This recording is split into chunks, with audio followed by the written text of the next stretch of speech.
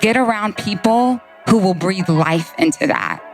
Get around people who believe in you and will speak to the gifts and talents.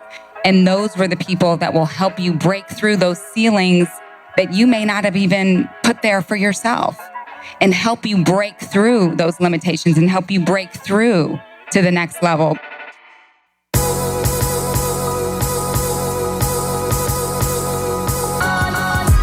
You're listening to the Almost 30 podcast, hosted by Krista Williams and Lindsey Simsick. Almost 30 started as a conversation about the transition from our 20s to our 30s. But then we realized life is full of transitions. So we expanded our mission. We are an intuition-led, wellness-focused lifestyle podcast that promises to deliver authentic conversations, diverse points of view, and insights rooted in optimism, growth, and intention. The Almost 30 Nation community is a group of purposeful dreamers who are smart, passionate, and always seeking the full potential in every aspect of their lives. At Almost 30, we're making magic together. We dream it, and then we do it. Thanks so much for tuning into the Almost 30 podcast. Here we go.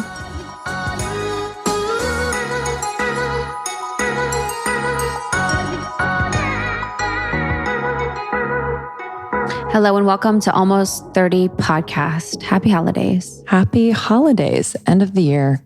Cannot believe it. Cannot believe it. If you are celebrating this week, this month, I hope you've had as much of a relaxing holiday as you can. Yeah, truly. Entering the new year, it's important if you can take some time to yourself and just be with people as well that you love and can feel like you can be yourself around. That would be probably really good. I was with a friend yesterday and she was like, there's only 15 days left in the year. There's only a few, however many days left in the year. And I was like, oh, that's she's like, I keep seeing that all over Instagram. I'm like, that's like the opposite of what I'm seeing on Instagram. I keep seeing to rest. And I'm like, that's so funny. Oh, what do you mean? 15 days left. So do as much as you can. Yeah. 15 days to hustle, 15 days to make it happen. Or, 15 is an arbitrary number, but just saying that the number of days left in the year means you have this many days to make it happen in 2019. And I'm like, I'm seeing the opposite message. Yeah. And it's really just what you're looking for is what you see. Mm-hmm. And what I'm looking for is for the rest. And she, I guess, is looking for the inspiration. But it's so funny how, there's such conflicting things that are going on all the time that can be so confusing. So confusing. I feel like you have a Gary Vee type character and then, someone who's meditating on a cloud type character. What did Shan though said that Gary Vee has something called in December, he calls, I'm forgetting what the terminology or phrase is, but he calls something in December, something specific, and it relates to it just being the month of the year where you wrap everything up, where you're only doing things internally. You're really cleaning out your inboxes. You're cleaning out all your invoices, responding to everything that you need to, and really just making it a time where you're not really being seen on social and being seen online. Because she was saying that Shan BOODY, who's actually in this episode as one of our guests that we've had on. We also did a live show with her. She's incredible. She's a sexologist. But she was talking about how in December, she's not really going to be on social at all. She's not posting. She's not doing stories. And she's kind of taking the time to decompress and shut down while she can. Yeah. I was talking to another person. They're not as present on social media or followers wise as big, but they were just expressing I need to get off, at least for a week. And just kind of their energy around it. I was like, whoa, yeah, you do. I do think this year kind of can be triggering, especially on social media where there's just a lot being purchased or, just a lot out there. Or maybe you see things that you might not have, whether it's with a family or friend. I don't know. I just think it can be a time on social media that might be a lot. Yeah. Especially too, with family, if you lost a family member, it's, maybe it's your first year without someone or maybe your parents are separated or maybe you aren't with the person that you previously were. So it's definitely the reflection time can be very incredible, but also very triggering. But, it's always an opportunity to really look inward and figure out, what each of those situations or people are opportunities for you to realize more about yourself. Yeah. And I think that's why we do, the best of. Yeah. Because it's the best. And really we just put out so much content throughout the year, 2 episodes a week of just life-changing information. And I can say that because it's mostly our guests, but they provide this, insight that we could apply, and it would even take a year to really impact our lives. But we are given so much information that it sometimes can be hard to disseminate what to do and what to apply. So the best of is just going to provide everyone with nuggets of beauty and insight and glorious inspiration from all these people that we love and we respect. And it's just an invitation for us to just take a few moments and to just absorb it and just to really feel it. Yeah, it's always so hard to choose the best of because we just have so many incredible guests, not to brag, but we do.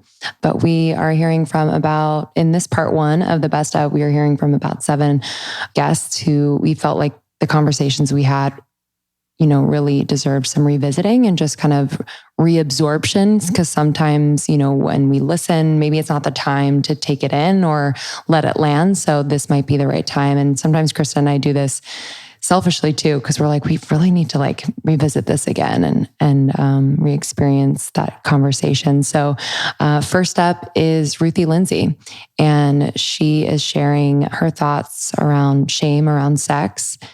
She also shares, her experience in processing and moving through anger and trauma, and also what she would, give as advice or just kind of comfort for anyone going through a similar pain and trauma. Yeah, Ruthie's super inspiring. And if you guys follow her on Instagram, you probably love her as much as we do. The next one is with Shaman Durek. And this is one that we got so much feedback on. Me and Lindsay were crying, of course. And it's just super empowering. It talks about queen energy. Queens don't argue, I think was tagged to me on Instagram over hundreds of times. We talk about the feminine energy and masculine symbols. We talk about examples of women being empowered and using their intuition. And you guys will feel ready to go after that one. For sure. And then we speak to Shan BOODY, who we just had our live show with. And we talk a lot about confidence and insecurities and how you can find confidence in insecurities. We talk about purpose and finding her path and a bit of her journey and how she got into this space of sexology. And we talk about desire, self-pleasure, and open relationships. And then Jedidiah Jenkins. One of my manifestations for 2019 was hopefully to have him on. And it was such a joy and a pleasure to hang out with Jedidiah at Onsite in Nashville and then to have him come on the show. And this one, we talk about how he channels creativity. If you guys can see Jedidiah on Instagram or read any of his books, you guys know that he is a true icon and true inspiration in the creativity space.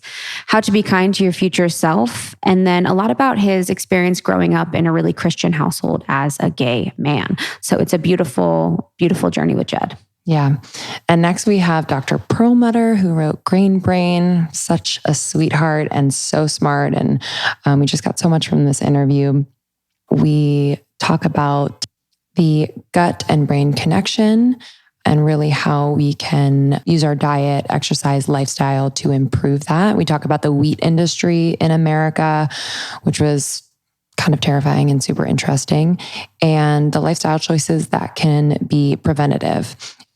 And just parts of this conversation are just so empowering for you to take the driver's seat in your own health. That doesn't mean you have to totally give up wheat and gluten, but Dr. Perlmutter makes just really important and impactful points around our overconsumption of wheat. Yeah, and the gut-brain connection, which is that was my favorite part too. Erin Rose is next. Erin Rose, who is our lovely coach and really a truly inspirational intergalactic being.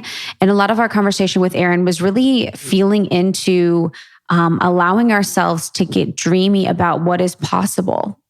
So we often are so quick to analyze within our life all the negatives and within society and culture, and to kind of think that the world is in great dismay. But by never giving us the opportunity to think about what is actually possible or what it would actually feel like to wake up in a world where everything that you hope is possible or happening is something that we can, be here now with. So a lot of Aaron's work is around intuition, around social justice, around his journey to becoming the person that he is today. And there is a lot of good nuggets within this set. Yeah. And finally, we have Angela Manuel Davis. So we interviewed Angela at the Propel Fitness Festival this past year. She is just a force to be reckoned with. She talks a lot about holding space and where that comes from and her upbringing. She also talks about leaning into your life and surrendering to the call on her life and how we can really feel and do that ourselves. We talk a lot about kindness and humanity and compassion and empathy and forgiveness. And I just, when Angela speaks, I listen. So hopefully you feel that she's a really, what I do love about Angela is that as much as she speaks and is powerful in that way, her ability to listen is also just as powerful. Sitting there with her, I felt like she was there with us. And I do think her commitment to being present in the moment is one that I think of really often as we try to live in our purpose. I think that's a really integral part. So I think you'll love that one. Yeah, looking forward to this. There are some amazing people we have coming on episode 2 happening on Thursday. So be on the lookout for that and make sure to send this to your friends. If they just need a little bit of inspiration or you find one of these parts to be really resonant with you, we love to share with our community. And this is how we've grown. You women and men and they and them as part of our community have shared with one another. And it's been such a beautiful part of making Almost 30 what it is today. Thanks so much for listening. And we hope you have a wonderful holiday season and great start to the new year. And we will be releasing part 2 in just a couple of days. So enjoy part 1, share with your friends, and we'll see you soon. Yeah. Happy holidays. Let me know if you relate.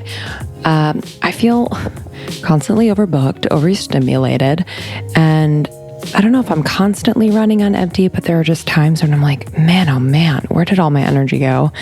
And, we're rushing to go record and to interview people and traveling. But then we also have family and obligations and other things. And I barely have enough time to eat complete meals, let alone prepare healthy ones. But I really am done giving me an excuse that being busy means that I have to resort to processed food or anything like that. So honestly, Daily Harvest has completely changed the game for me in that way. So Daily Harvest makes it easy to eat more fruits and vegetables with thoughtfully sourced, chef-crafted foods that can be prepared in 5 minutes or less. I've tested this across the board with their harvest bowls, with their smoothies, with their lattes, with their oat bowls, 5 minutes or less, usually less, y'all.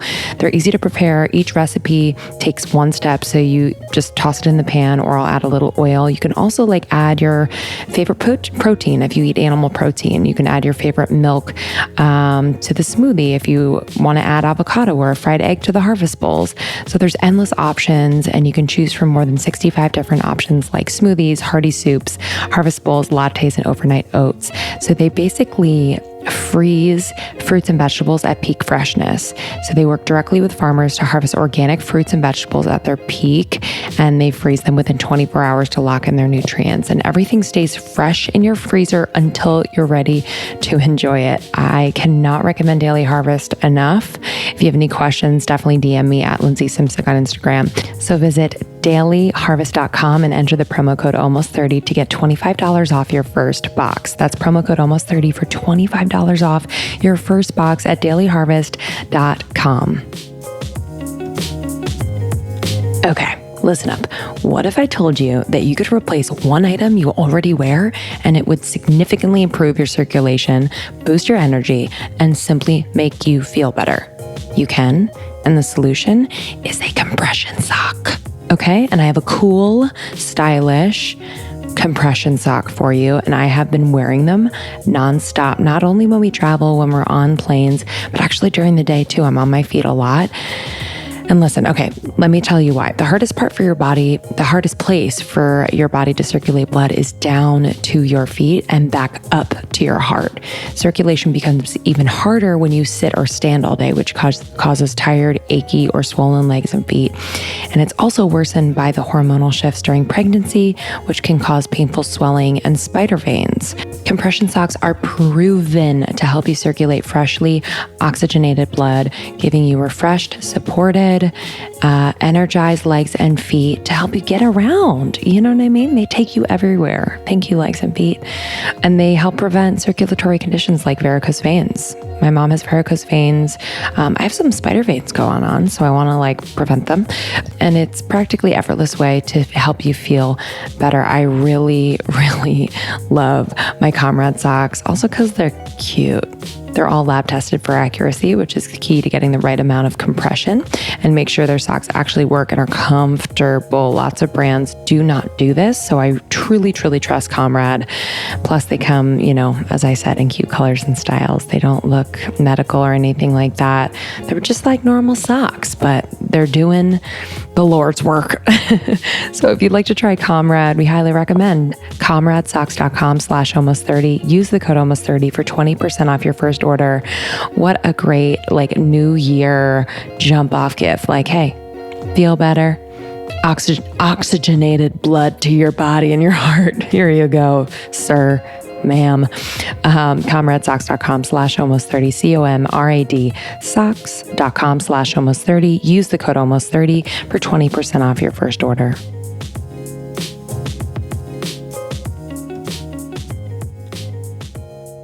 When everything imploded for me, I honestly kind of walked away.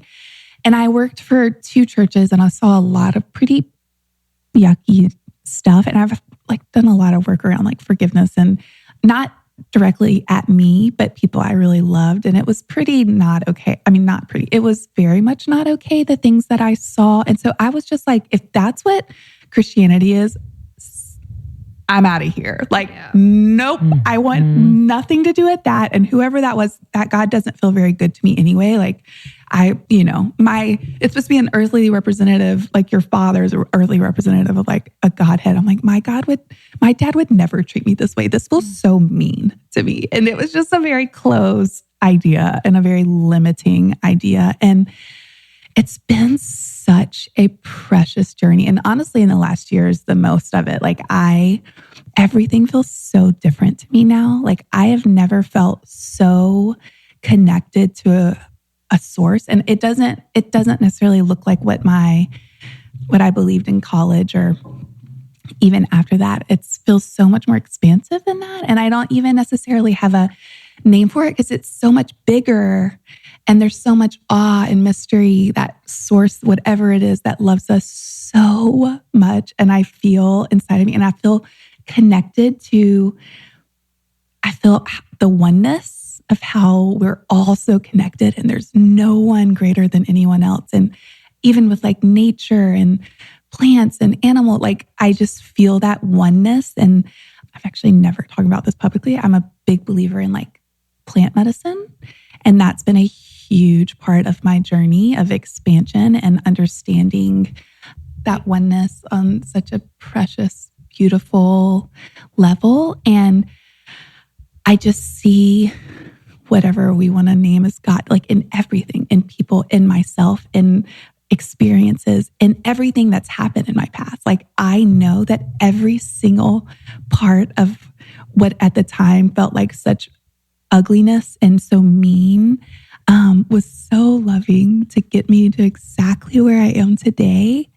And I used to have so much shame about that girl that lived in her bed. It's just wasted so much time and so much life and caused so much hurt and so much pain, which, there's amends to be made, and I've asked forgiveness. But I love her so much. I love her so much. That sweet, beautiful, lost girl, because she helped me find myself.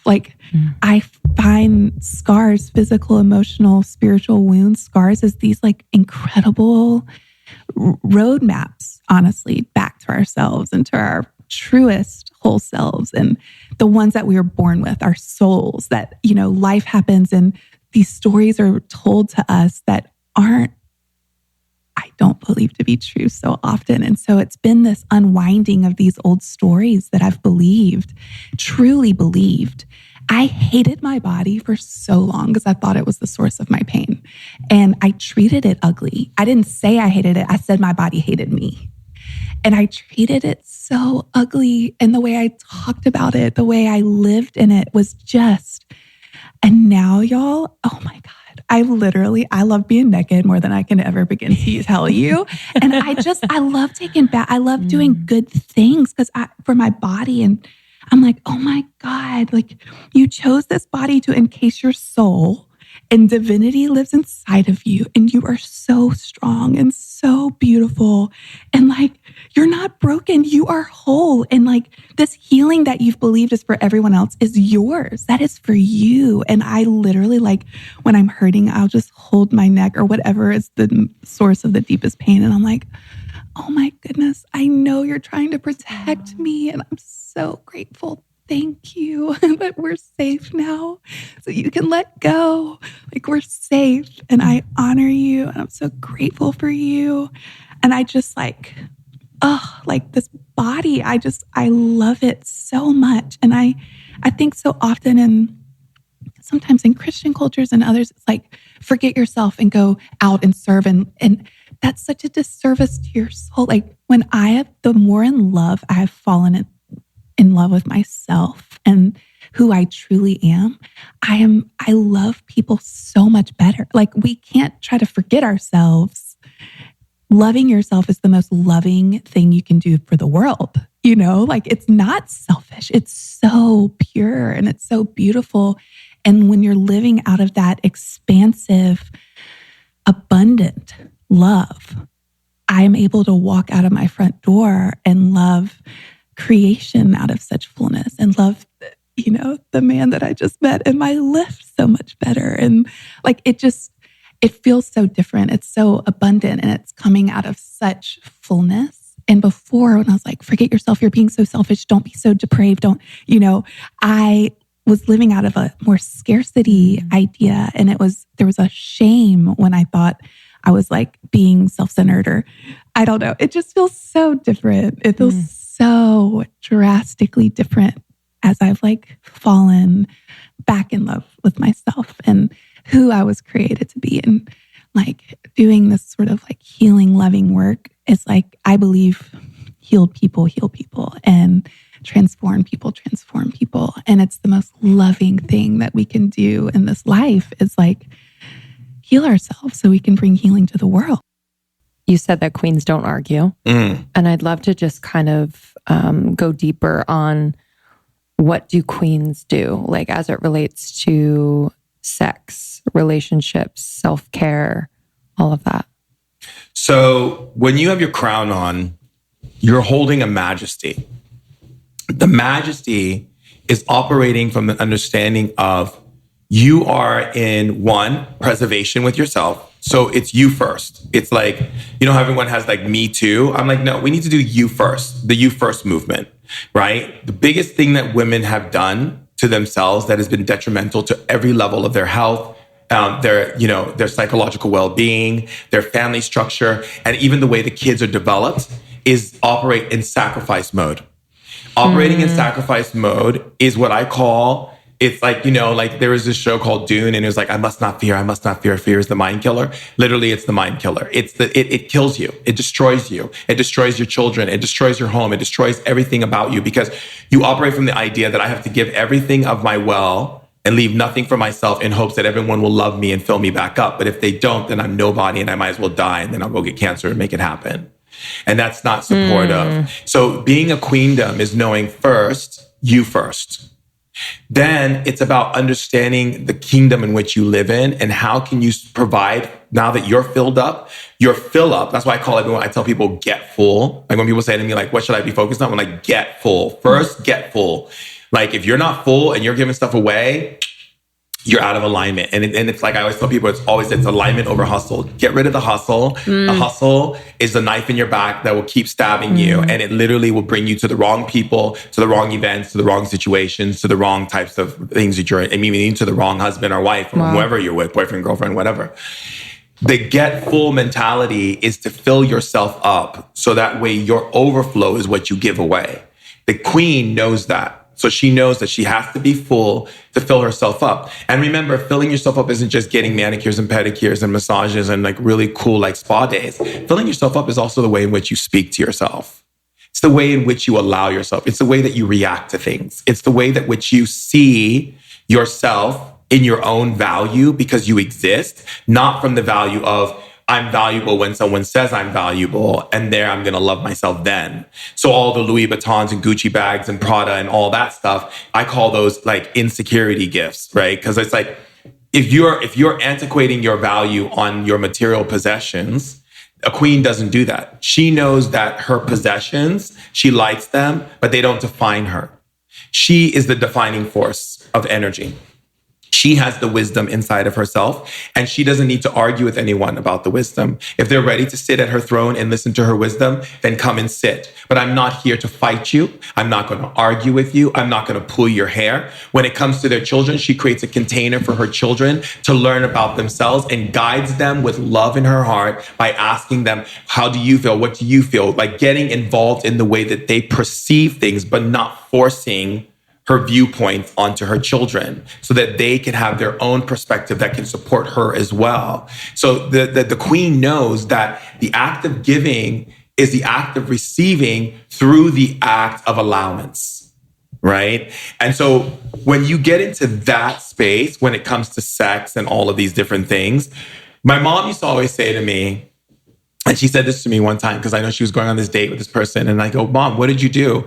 And she's like, well, I had my vibrator. I fulfilled myself. And I was like, why, Mom?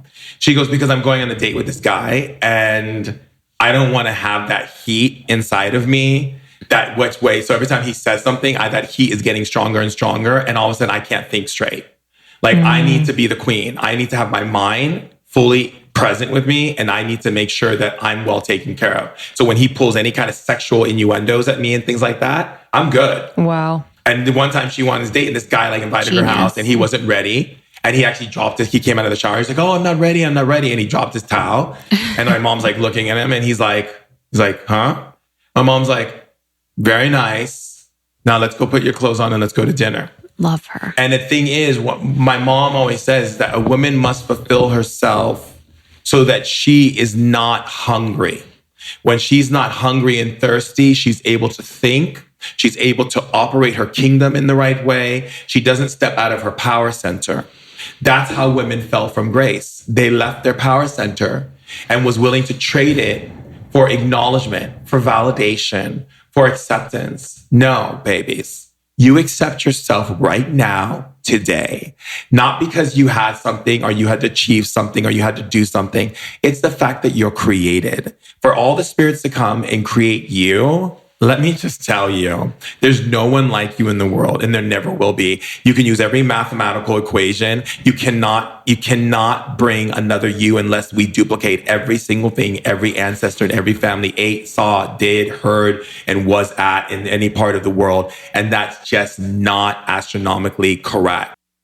We're really not that different. I think we look at ourselves on like this microscope level where we're like super analyzing ourselves and looking at every single minor detail and feeling so alone in the process. Like no one can relate to what I'm going through. But in truth, like humans, like we're really all not that different. Our experiences aren't that different. So that's why I decided like, what's the harm in sharing?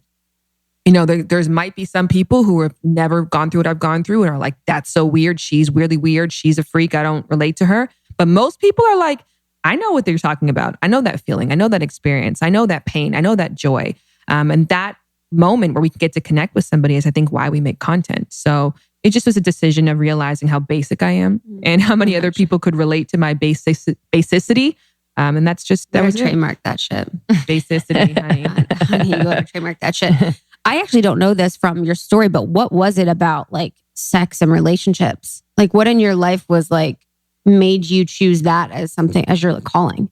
You know what's fascinating? I think when we think of purpose, we think of going forward. Like we have to find our purpose, go get our purpose, walk towards our purpose. But in most cases, it's really about going back. Like if you thought about your earliest interests, like what you wanted to be when you were 5, what you were fascinated by when you were a kid. And I was really interested in like sex. I was really interested in just human connection and touching. Like I always got called like lewd by my mom. Like I was very like touchy. I was always hugging. Like I used to say to my mom, like, I am in love with you. Like I am just like the passionate feeling. As you touch her boob. Right. I was always curious too. I'm just like, why not? Yeah, I was just so like enamored, and just my Barbies were always naked. And I remember my first sexual experience being consensual with a pillow and being awesome and enjoying it. And I had a friend actually who like told on me, and I got in trouble for it. But nonetheless, like I don't remember thinking of my sexuality, my body, of loving other people like a bad thing.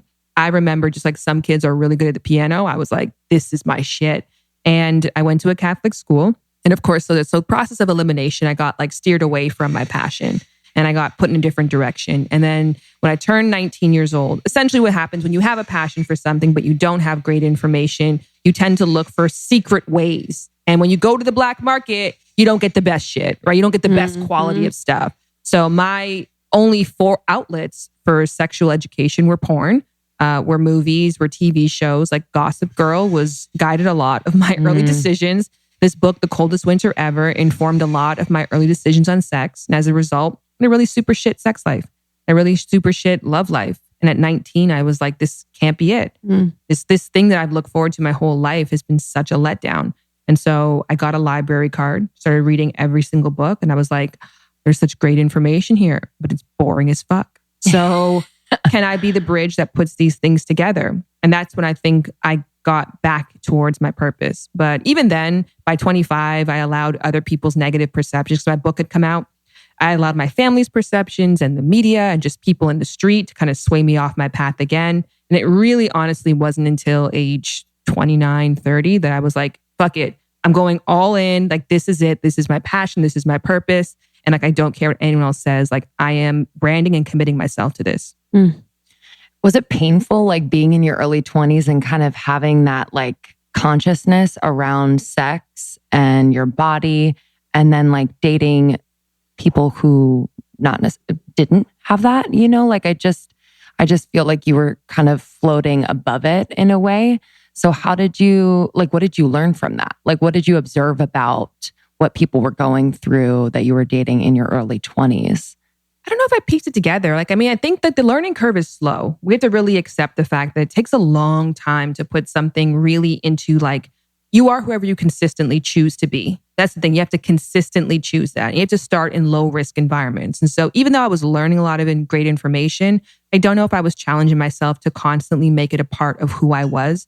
And so in my relationships, I was doing an okay job. It really actually wasn't until like 28 that it clicked into place for me of like, here's how I actually apply everything that I've learned to dramatically change my outcomes, because my outputs are drastically better. And my book, The Game of Desire, is really about that. It's like what I have learned the past 13 years in 80,000 words to put someone into a position to be like, okay, like, how do I completely get into the driver's seat of my love life, know myself inside and out, know how to flirt, like I know how to cook, or like I know how to golf, whatever you're exceptional at.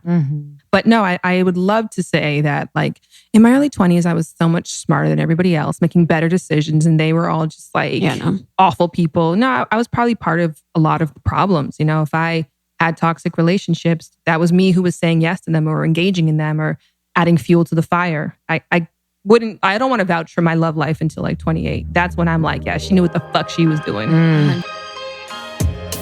Sleep is important every single day of the year. And I know we're catching you around the holiday time, around the start of a new year, end of an old year. 2019 was a wild one. Let's talk about it. But it can get even harder to find time for those precious hours of sleep, parties with friends, family, endless shopping lists, long flights, even anxiety. And when you finally get into bed, you want to make sure you can fall asleep and stay asleep. It's so important. Our body needs that time to heal and regenerate. So it was a freaking miracle when I found Calm, the #1 app for sleep and relaxation. Kristen and I have been using Calm, especially when we're on the road. Sometimes we experience a little bit of jet lag. So this has really helped us to transform our nights, which means that we are better during the day. So they have like sleep stories, which are bedtime stories for adults, and the voices that read them are just so soothing, and I love them so much. They also have meditations. I love it. It's something that I didn't expect that I would love. You know what I mean? I thought it would be kind of annoying, but once I tried it, I was like, how did I live without this? So if you'd like to try Calm, calm.com/almost30, and you'll get 25% off a Calm premium subscription. 60 million people are using Calm, so join them. Must be working. Calm.com/almost30 to get 25% off your Calm premium subscription. calm.com/almost30. It has been just such a joy. I feel so lucky. We've been working with Cured Nutrition, and they've been on tour with us. Our favorite CBD brand that is really using the power of nature to ground in a mission that we are just so excited about. And they are helping people to really elevate their lifestyle, to elevate their daily wellness routine so that people feel better. It's a super heart-centered company, human to human. It's conscious, and their community is full of creative streamers, healers, and we're just really, really happy and honored to be a part of it. They have incredible products at curednutrition.com. Some of my favorites are the Cured Classic Mint Oil. I'll put that under my tongue. It's delicious, or I'll just put it in my coffee. It gives it a really nice flavor and kind of balances out any coffee effects. And then I love their nootropics. They have a Rise, which is the daytime supplement with mushroom CBD. And they also have a Zen formula. It's really a calming supplement, also with mushrooms and CBD, using the power, the adaptogenic properties of the mushrooms. And the CBD is just super healing. And hey, listen, I've been using Cured Nutrition products for about a year now, and I just love the routine that I have. It's made me just feel really in my body, calm, present. So I can't recommend enough. They also have a cookie dough that, as you know, we love and is a cult favorite. So if it's in stock, you better grab it and grab a lot of them. Go to curednutrition.com. Use our code almost30 for $10 off your purchase of $50 or more. That's cured, CURED, nutrition.com. Use our code almost30 to get $10 off your purchase of $50 or more.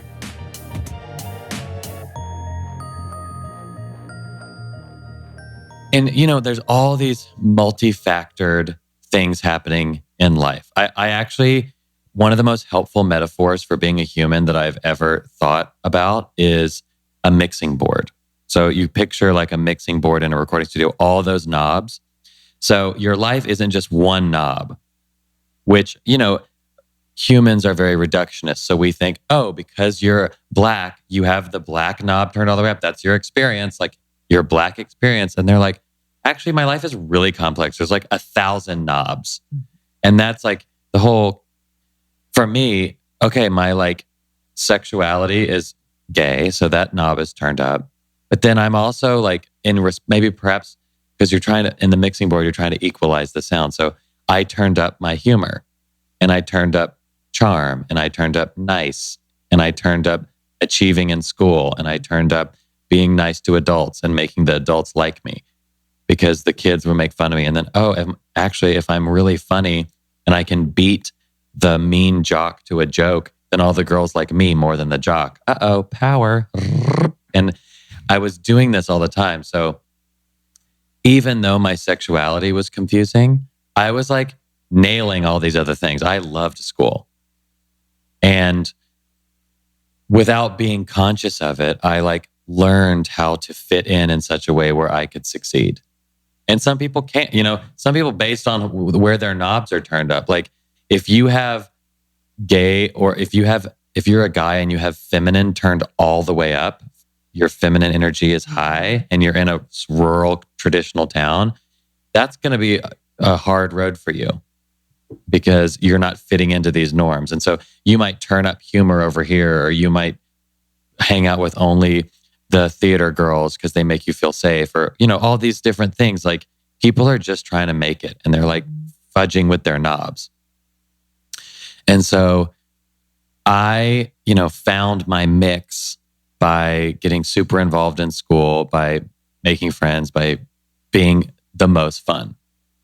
And so that really carried me into college. And then because I became a student of my own life, I'm like, this is so strange. Like I have a different sexual attraction than everyone I know.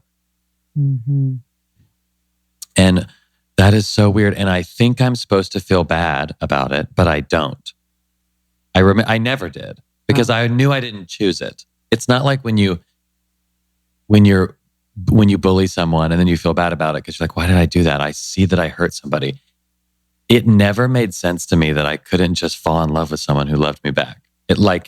But the Bible said it, my pastor said it, my mom said it, the church said it. So I'm like, I don't think I'm smarter than all these people. Like, I don't think I'm my one little life. I'm 16 years old. I know something that a 3,000-year-old biblical scripture doesn't. Like, that seems strange. And so, I took my sweet time figuring all that out, and I became a student of my own experience, which is part of the disassociation. So it didn't feel so urgent. But that ultimately led me to be romantically delayed in a major way. So, through my 20s, I went to undergrad at USC, came out here for college, then didn't know what I was going to do. I thought I wanted to be a movie director, but then I realized that being a movie director is like being the boss of like 250 people. And you have to just like be scary. And I was like, no, I can't do that. I can't like think of all these factors at once. But what I realized is, that was just, I mislabeled what I wanted, what my spirit wanted, which was to tell stories, to articulate ideas. Because my favorite thing was movies growing up. So I was like, I guess I want to make movies. So I moved out here and had a blast again, got super involved in the church because my desire to mess with my knobs and to belong was keep your friends close and your enemies closer. Well, if the Christian community is challenging me and I don't know what I think about that, I'm going to become the best Christian. I'm going to know the Bible more than everybody because the thing that frightens me, I'm going to dominate it so that I can figure out what the heck my life is. So I became the most and just led Bible studies and read every book about everything and read the Bible back to front all these times. In that community, there are no openly gay people. Or if I was open. I came out when I was 21, but I was like, I'm not acting on it because I don't know what it means. Because I have sexuality is a spectrum, but I am all the way on the gay spectrum. I can't, people are like, oh, have you ever made out with a girl or had sex with a girl? I'm like, no. Have you ever kissed a girl? No. I did. Blanket, no. My friend Natalie did when she found out when I was 23 that I'd never kissed anyone. She was like, I'm going to teach you how to kiss. But it felt very much like when you give CPR to that plastic robot. She's a good kisser, but you know what I'm saying? It wasn't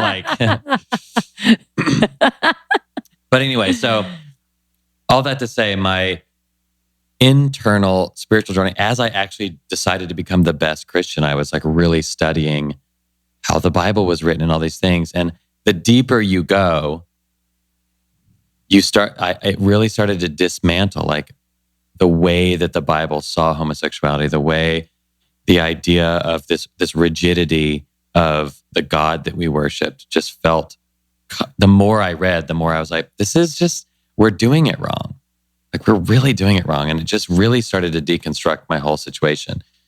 And it was around that same time that I realized, oh, I have been on the assembly line of life. Like, and now I went from college to law school to work at this charity, which I loved, but I didn't choose it. It was just right in front of me. I was asked to work there. So I walked through that door and it was life-changing, but it was not my choice.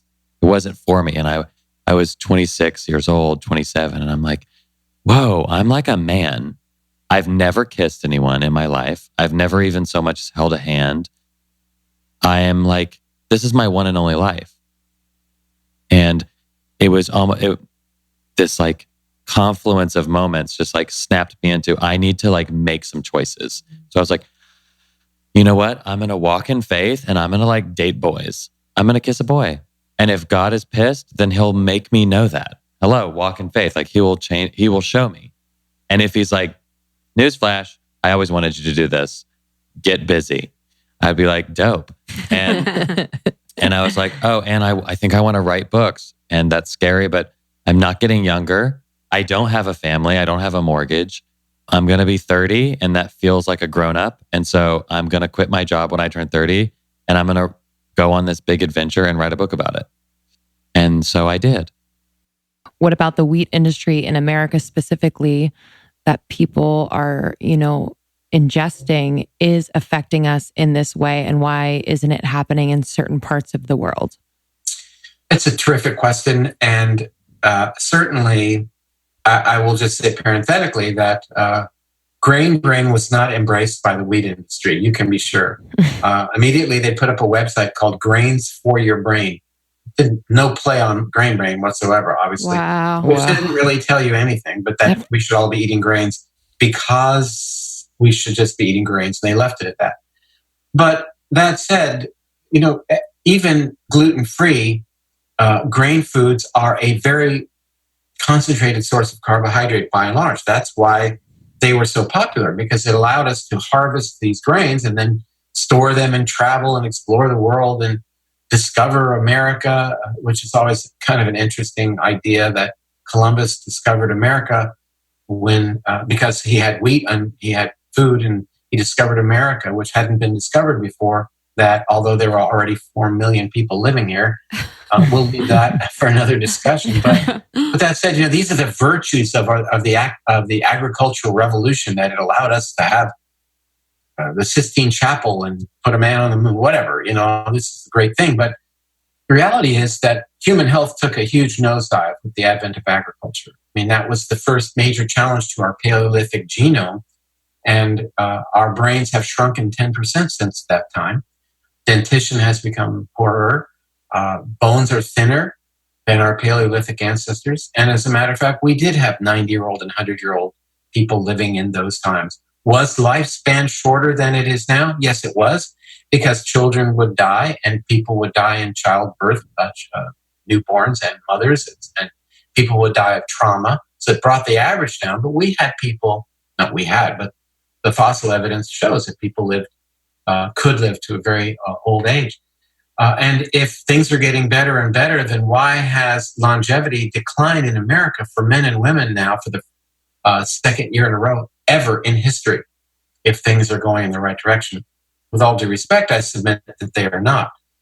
But with respect to grain, what we see is while wheat in America is not genetically modified, nonetheless, it is still sprayed with this herbicide glyphosate, a weed killer, because farmers have been convinced to spray their wheat with glyphosate because it'll ripen it, it'll dry it, it desiccates it more quickly. They can bring it to market and make more money.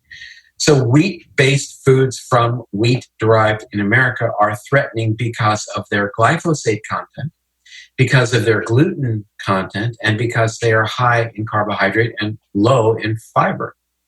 And if you're eating a lot of wheat-based foods, you're not eating other foods, which may very well be good for you. So we discussed in Grain Brain 5 years ago the notion that you can be sensitive to gluten and not have celiac disease. And that was so challenging. To this day, nutritionists, dietitians write blogs about grain brain saying, look, if you don't have celiac disease, you should be eating a lot of wheat gluten because it's good for you. Well, because they didn't want to believe that there is something called non-celiac gluten sensitivity, which is what we described in Grain Brain. And it was, rejected in both medical and nutritional communities. So how validating it was that the Journal of the American Medical Association in 2017, in research published from Harvard School of Medicine, fully validated the notion of non-celiac gluten sensitivity, and even further than that, indicated that this is a pervasive issue in humans, that they can have sensitivity issues related to gluten that have nothing to do with the gut, that can involve the brain and the joints and the skin and fatigue and other issues. So it's been a very high degree of validation for what really was very disruptive 5 years ago. In that respect, for people listening, is it going gluten-free, or is it the low sugar, or what are some things that they should be looking out for and thinking about as it relates to their diet? It's actually both. And I'll tell you why that's important. Because, Chris, if you go to your grocery store and walk down the gluten-free aisle, you're going to see foods that are hugely threatening to your life because they're high in sugar. I mean, you have gluten-free breads, cakes, pastas, pie, filling, you name it. And so it's not just the going gluten-free that is important. Avoiding sugar, I believe, is the number one issue of our time. And artificial sweeteners, by virtue of the fact that they threaten the gut bacteria as well and are associated with obesity and diabetes. But so I think it's the two. I think we should be as gluten-free as we can be, but definitely sugar and understanding where sugar is coming from. It's, the hidden sources of sugar are everywhere. 80% of foods in a standard grocery store have added sugar. No, we don't talk about it. And I guess you don't add sugar to orange juice, but even your 12-ounce glass of orange juice has 9 teaspoons of sugar, 36 grams of sugar. You may as well drink a can of Coke. Not that I'm saying that's a good idea. So maybe instead we should drink Diet Coke. Well, what we now recognize is that consumption of artificially sweetened beverages is associated with a dramatic increased risk of obesity and diabetes. Why would that be? There's no sugar. Well, it has to do with the changes in the gut bacteria. That, drinking and we all know people, they suck down the Diet Coke every single day and they're gaining weight. That's published literature. That comes from a study in France of 70,000 women. Wow. So this is what, it's not that Dr. Perlmutter is telling you this on your show today. It's peer-reviewed literature that was in this book and in Brain Maker as well. And it is something that really is devastating, because what we've seen in the past 5 years is a reduction in carbohydrate consumption overall, yet obesity rates and overweight continue to increase. So that curve remains going sky high, whereas carbohydrates have leveled off and started to decline. And so some people look at that graph and say, aha, you see, it isn't the carbs that are making people fat. But what's happening is, A, there's been dramatic changes to the microbiome from a variety of issues, including medications. And B, people are substituting their carbohydrates with artificially sweetened foods and beverages, which are clearly associated mechanistically with making people gain weight. So not what you want to do. Have you tried shrooms, the legal kind? Four Sigmatic is a partner of ours that, we've been with for quite some time. And honestly, I probably recommend them 5 times a week to people. It's very, very heavily integrated into my routine. I am currently loving, because I got a new French press, so I'm loving their ground mushroom coffee. It's a really balanced blend, and the power of mushrooms, the adaptogenic qualities. I mean, Four Sigmatic does it the best, and their Their products are so clean. Taro is obsessed with quality. So, hey, their coffee, elixirs, blends, their lattes, just incredible. The ground adaptogen coffee is also a favorite of mine. I love the Lion's Mane elixir. I use that when I'm doing work, so it's really great for focus. It's replaced any of my crazy, Celsius. It's been really great, and it doesn't leave me feeling wild. And then before bed, I'll do the hot cacao with reishi. So that's a really calming adaptogenic mushroom. And the hot cacao, it tastes like a hot chocolate. So hello. If you'd like to try Four Sigmatic, you can go to foursigmatic.com/almost30. That'll land you on our page where we give you some of our favorite products. This is so great to give people to start the year. It really kind of anchors someone into their morning routine or nighttime routine. Trust me, I just got my mom on Four Sigmatic and she's freaking out. foursigmatic.com/almost30, and then use the code almost30 at checkout for 15% off your entire order. That's foursigmatic.com/almost30, and then use the code almost30 at checkout for 15% off your whole order. Okay, so someone caught me squeezing my super fat pouch of nut butter directly into my mouth today. So that was embarrassing, but you know what? Worth it. I am obsessed with super fat. I always have pouches in my purse, always. This is a keto, paleo, vegan nut butter that is just goddamn delicious. And I didn't know this, but our bodies don't make certain fats on its own. So we have to get them from our diet. And these are called essential fatty acids. And a great place to get them are from nuts like macadamia and almond. And so Superfat has created a delicious line of on-the-go nut butter snacks based on these two nuts. My favorites are the coffee and MCT, as well as the macadamia coconut. So creamy, so delicious. I'll put it on an apple, I'll put it on crackers, bread, like whatever you want directly into your mouth. So good. And it keeps you full for a long time. So these healthy fats really keep us satiated. So I'm all about that, y'all, because I got stuff to do. It also has a great amount of protein and high amounts of fiber. So this dynamic trifecta will keep you feeling full for longer. And fats provide your body with fuel and improve the absorption of vitamins A, D, E, and K. So without fat, your body wouldn't be able to absorb these vitamins.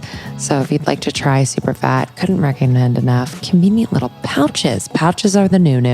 Go to superfat.com, use the code almost30 at checkout to get 15% off your order. That's superfat.com. Use the code almost30 to get 15% off your order.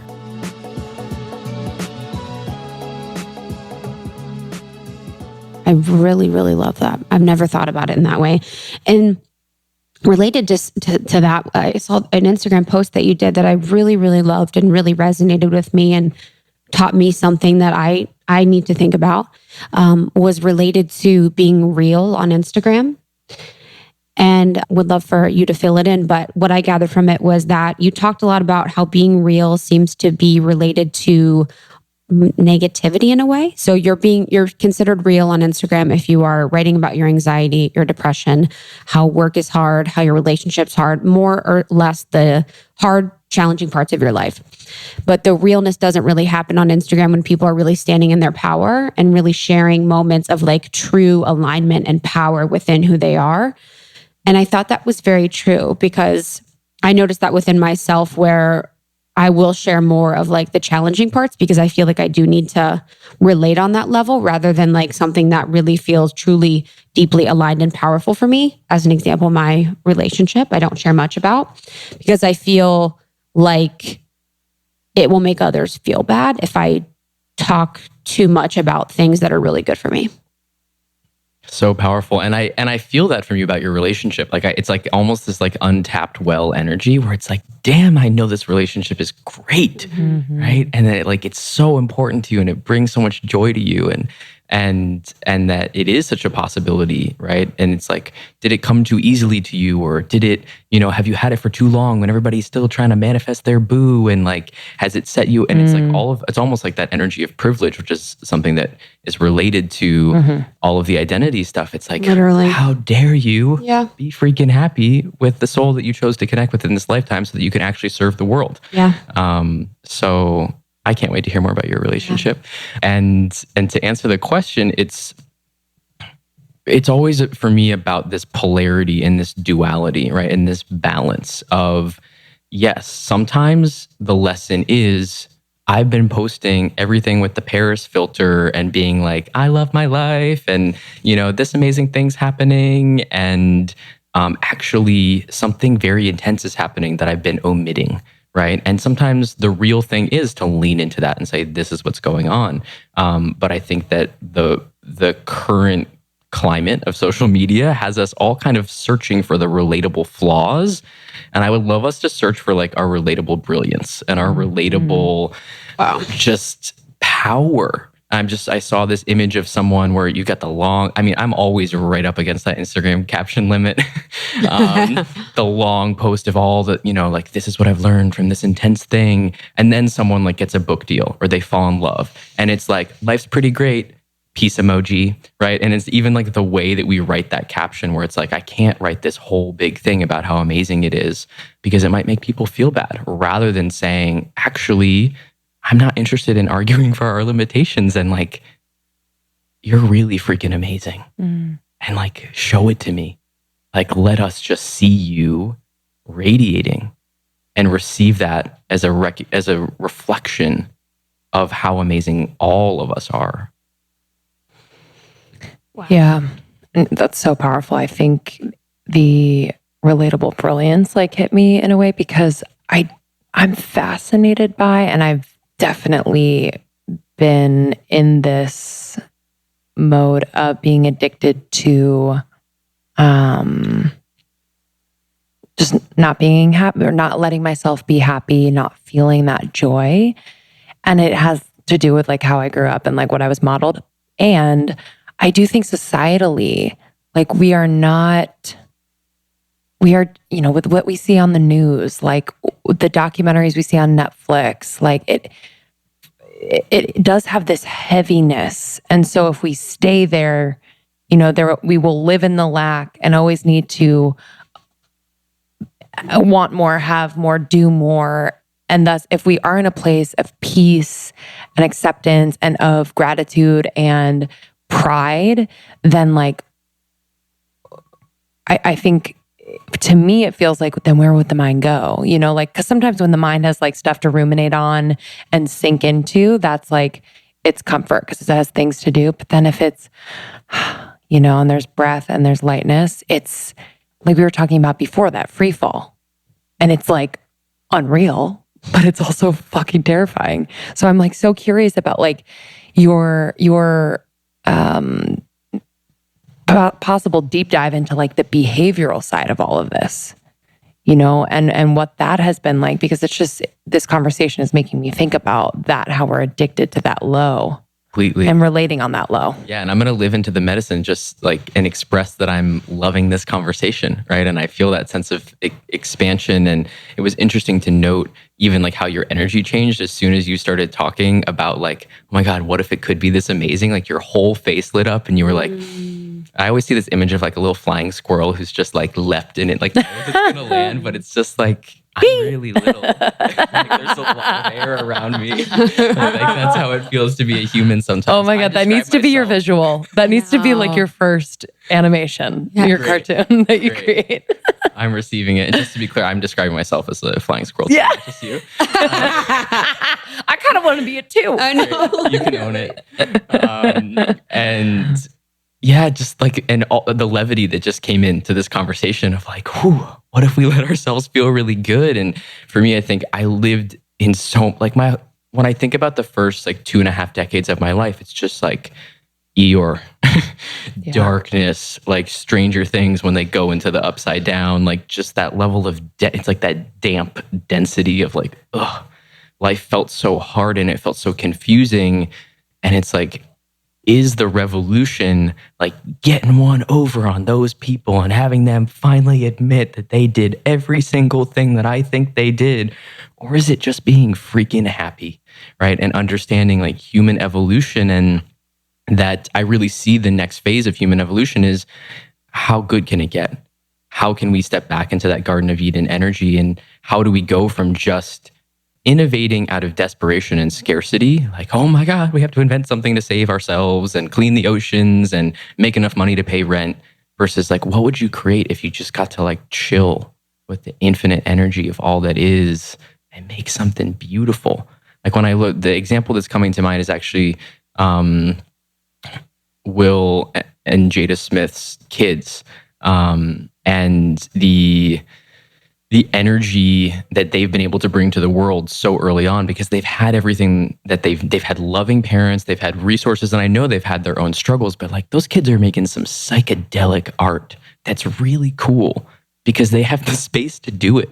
And so for me, it's like I'm right now constantly leaning up against the edge of what's the story about what's possible in terms of the level of joy that we can experience, and how can we be revolutionary about that? And the last example coming in is, I don't have the full historical details, but I've heard in different ways that surfing is something that was invented by people who basically had everything they needed. They were living on an island in a chill communal situation, picking the fruit off the trees, and it was like, how much more fun can we have with the ocean? And they invented surfing, right? So I think part of it's like that fear of, what'll I do if it's good? Who's going to judge me? Who's going to leave me? Because they're still addicted to not feeling good. Where I come from as a coach, it's not really about you on a bike. It's not you, in a room, in a boot camp setting. It's how does that translate to how you are in your life? And I knew that being a professional athlete myself, coming from being ranked in the top 25 in the world at 100 meters and traveling the world and repping USA, I knew that it wasn't about just being an elite athlete. I knew that that wasn't it. I knew that there wasn't going to be fulfillment in that.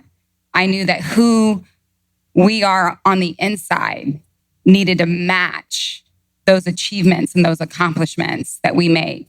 And for me, physicality and movement and coaching was the vehicle to get someone to see that and to understand that and to make that connection. And so that's where I come from. And that's the heart and the intention behind how and why I coach the way that I do. Your history as an elite athlete just kind of brings up for me the idea of attaching to an identity. And it sounds like you were able to not do that, but I'm sure you had moments where you did. But in terms of, as a coach and coaching human beings, do you see people attaching to a certain identity? And how would you say, if someone just says they are, well, I am a nutritionist, and that's kind of how they attach themselves to their life, how would you coach them into really embodying the true essence of who they are, of attaching more to their soul rather than to that title? Well, yeah, the title is what you do. It's not who you are, so that's just, from jump. It is, we are in a day and age, and my sister just did this beautiful show. It was on the Hillsong Network. And it was Now with Natalie. And she really dove into that. I did an episode with her, but it was talking about a lot about the false identity, and we're kind of in a day and age where like follows and likes and like attached to all the wrong things that we think make us who we are, interesting, or we find validity in or worthiness in. And that's just not it. Like, you can be extraordinary at something and not a good person.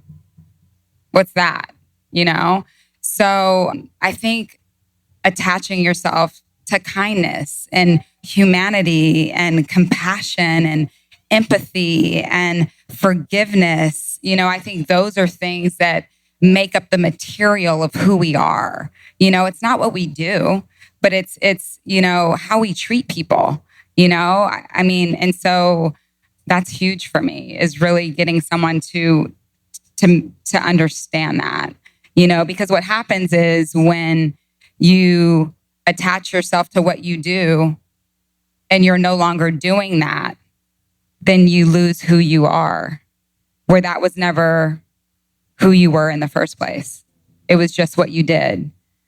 And we have to understand that the gifts, we're all born with gifts and talents. Every single one of us is born with gifts and talents. Every single one of us is born in purpose, on purpose, for a purpose. We're not created to find purpose. You're not going to let me find my purpose. Let me find why I'm here. You were already created in purpose, with purpose, on a purpose, for a purpose, already created with that. So really, life is about exploring that and leaning into that and operating in those gifts and talents. And so I think, for me, it was just really understanding that, and that changes. I used to run track professionally. I don't do that anymore, And so what is the extension of the gift? Coaching. Coaching became an extension of the gift. Speaking became an extension of the gift. Making music now became an extension of the gift. What is the extension? What is the remix? What is the remix? And never attaching to just the one thing, but what's the remix? And find that flow. And I think that can keep us free, And something that doesn't keep us free is limiting beliefs. And I know that we have, we all have different ones that we're working with, whether we're aware of them or not. How do you coach people to recognize and then work through their limiting beliefs that they may have? Limiting beliefs are so paralyzing. And what's crazy is we could take on someone else's belief system for us. Someone could look at me and say, you're a woman, you're a mom, you could list all kinds of things, and I only hold you to this. And then we somehow come in agreement and partner with that. Isn't that crazy? How quickly we relinquish our right to be all that we were called, created, and intended to be because someone else had an opinion about us. And then we just relinquish the right. Okay, well, maybe.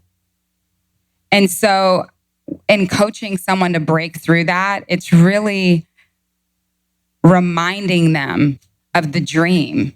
What is that dream that you've had since you were a little girl? Or what is that dream you've had since you were a little boy? What is that thing that keeps you up at night, that has you tossing and turning? What is that? Something that you've been able to see, that you've been given a vision for, that no one else can see? That's attached to your purpose. And not everyone is going to be able to see that for you. And that's okay. But get around people who will breathe life into that. Get around people who believe in you and will speak to the gifts and talents.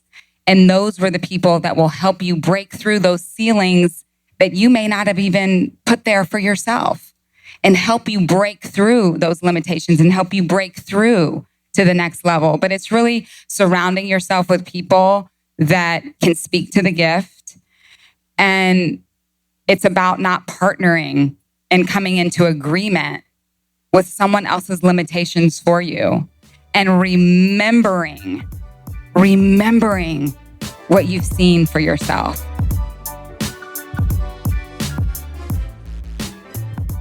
Thanks so much for joining us for the best of Almost 30 2019 Part 1.